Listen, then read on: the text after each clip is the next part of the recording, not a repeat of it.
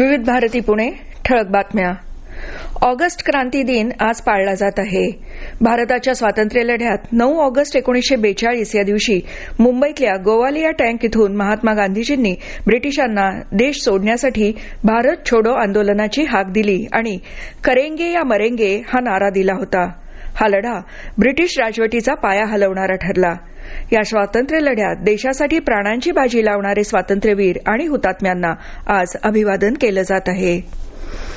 August क्रांती दिनातील क्रांतिकारकांना पंतप्रधान नरेंद्र मोदी यांनी आदरांजली वाहिली आहे. या लढ्यामध्ये सहभागी भारतीयांनी दाखवलेलं धैर्य आपल्याला कायम प्रेरणा देत राहील असं मोदी यांनी समाज माध्यमावर म्हटलं आहे. केंद्रीय गृहमंत्री अमित शहा यांनी ऐतिहासिक काकोरी रेल्वे कटातील अमर क्रांतिकारकांना श्रद्धांजली वाहिली आहे. काकोरी रेल्वे कट हा भारताच्या स्वातंत्र्य लढ्यातील एक अविस्मरणीय अध्याय होता. या घटनेनं ब्रिटिश राजवटीच्या अन्याय आणि अत्याचारांविरुद्धच्या सशस्त्र क्रांतीला नवी चालना दिली असल्याचं शहा यांनी समाज माध्यमावर म्हटलं आहे. केंद्र सरकारनं मद्रास, कलकत्ता, मध्य प्रदेश आणि कर्नाटक उच्च न्यायालयांसाठी 30 न्यायाधीशांच्या नियुक्तीची अधिसूचना जारी केली आहे. कायदा आणि न्याय मंत्रालयानं जारी केलेल्या अधिसूचनेनुसार या नियुक्त्यांमध्ये 20 वकील आणि 10 न्यायिक अधिकाऱ्यांचा समावेश आहे.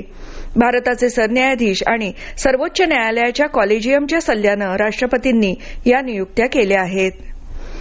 यवतमाळ जिल्ह्यात अतिवृष्टी आणि पुरामुळे बाधित झालेल्या गावांमध्ये पालकमंत्री संजय राठोड यांनी शेतकऱ्यांच्या बांधावर जाऊन पाहणी केली.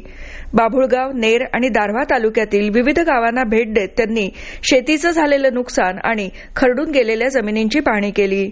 नुकसानीचं सर्वेक्षण तसंच पंचनामे तातडीनं पूर्ण करून बाधितांची यादी गावात प्रसिद्ध करावी. सर्वेक्षणातून एकही नुकसानग्रस्त शेतकरी सुटणार नाही याची दक्षता घ्यावी असे निर्देश राठोड यांनी संबंधित अधिकाऱ्यांना दिले. या होत्या आतापर्यंतच्या ठळक बातम्या. यानंतरच्या ठळक बातम्या सकाळी 9:58 मिनिटांनी.